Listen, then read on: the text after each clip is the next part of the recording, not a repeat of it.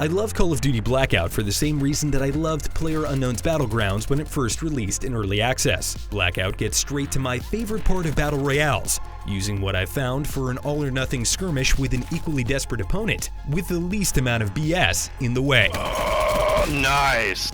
Good job. The combination of smooth, intuitive FPS gameplay, creative but remarkably practical pickups, and the lowest barrier for entry in a battle royale yet leave little doubt in my mind that Blackout will be on the tip of everyone's tongue come October. My experience wasn't completely devoid of issues, and I have my concerns about whether or not Call of Duty's annualized release cadence can facilitate the frequency and longevity of post-launch support that I expect of the genre. But I'd be lying if I said that my time with Blackout was anything other than the best Battle Royale experience I've ever had.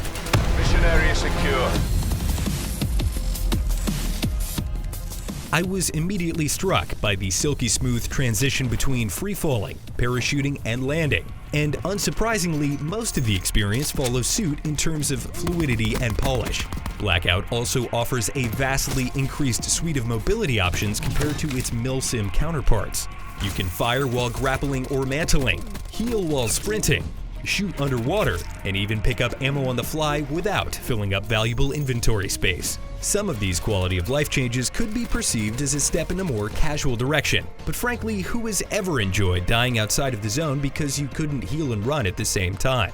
The overwhelming rush of victory and debilitating self-disgust that comes with defeat are still as visceral as ever. Yes! Yes! Dude.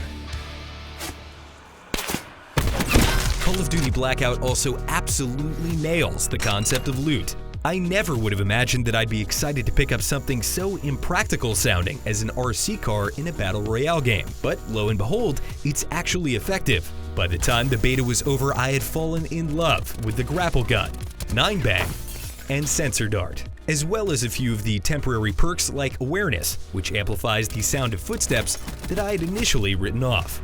Weapons are varied and interesting too. The basic array of trash to god-tier assault rifles are still there, but there's so much more beyond that. The gold-tinted weapons like the Titan Operator scattered across the map are already equipped with a full set of attachments.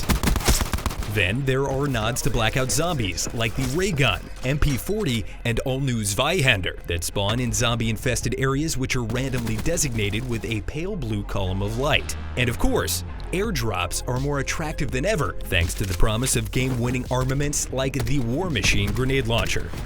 The end result here is a map littered with appealing variables that each offer distinctly unique gameplay opportunities.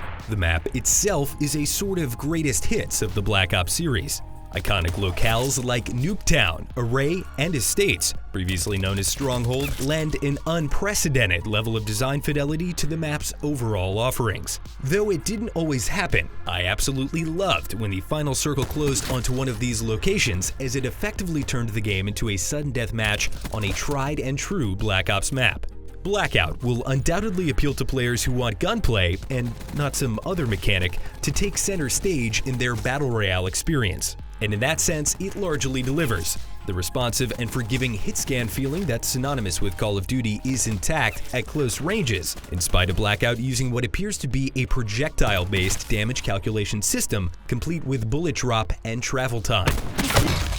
Though the recoil is supposedly predictable, I couldn't discern any consistent pattern on weapons like the Rampart 17 or Spitfire, and overall felt the recoil to be more random, albeit less pronounced, than in PUBG. Time to kill varies drastically on a number of different factors, but for the most part felt fine. Nerfed or not, the controversial level 3 armor certainly conveys a feeling of protection, especially when coupled with the max health boosting trauma kit, but at no point did it feel like a game-breaking advantage in the context of the lightning fast arena that is PC gaming. The fact is that armor is generally good for 1 or at most 2 direct engagements and is therefore finite. And unlike shields, armor is visually readable even before you start the fight.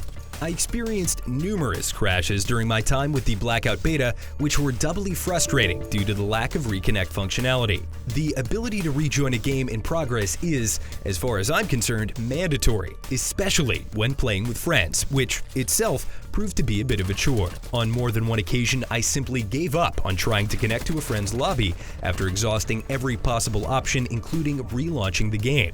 These problems could reasonably be attributed to the game's beta state, but there are some issues that appear to be inherent to the game too. Despite the success of the varied map elements and loot, I found that Call of Duty Blackout did a poor job of randomizing vehicles and zombie spawns. Landing in Nuketown often devolved into a predictable loop of looting through the underground portion, checking for a boat or helicopter spawn on the north side of the island, and then hoofing it across the bridge to the zone that was inevitably on the other side. Similarly, zombies almost always spawned at the asylum, the graveyard, and the diner to the west of Array.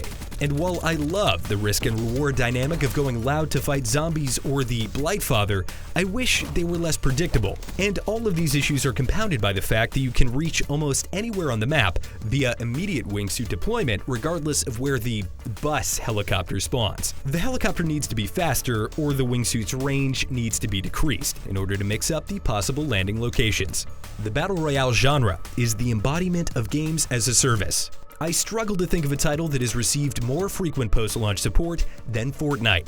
And in that sense, the conventionally monetized and annualized release cadence of Call of Duty is a concern. To its credit, the Blackout beta was patched incessantly, and the changes were significant. For example, the maximum player count was increased to 100, and a monster called the Blightfather was added. But patching at this pre-release state is a given. Will Blackout be receiving patches in 2 years? What about 5 years? Will the Blackout population be halved when a new Call of Duty Battle Royale releases? These things are worthy of consideration if you plan on investing your time and money into Call of Duty Black Ops 4 and the inevitable cosmetics associated with Blackout. But whatever the future holds, Blackout as we know it now is worth playing. My connectivity issues and concerns became a distant thought as soon as I immersed myself in the brilliant and beloved loop of looting, fighting, and surviving that is better in Blackout than it is anywhere else. Whether you're a Battle Royale fanatic or just a casual shooter fan who wants to try something new, Call of Duty Blackout is the best Battle Royale around. Unless, of course, you're addicted to building. If you enjoyed the video, shoot me a follow on Twitter at Thuggnduggan, THUGGNDUGGN. And for all things shooters and battle royales, keep it right here on IGN.